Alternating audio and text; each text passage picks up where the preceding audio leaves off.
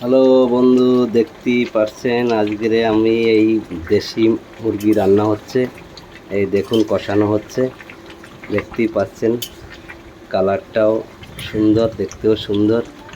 দেখুন, যদি আপনাদের দেখে সব ভালো লাগে আর যদি কিছু পদ্ধতি জানার থাকে আপনারা জানতে পারেন এই কিসে যোগাযোগ করে।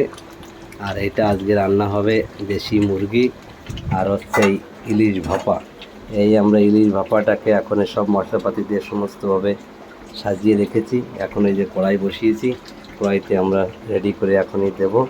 এবং যদি আমার ভিডিও আপনারা দেখতে চান, গৌতম রয়, আবার গৌতম রয় ফার্নিচার রয়, যদি আপনারা এইটা বের করেন তাহলে আমার প্রোফাইল দেখতে পারবেন।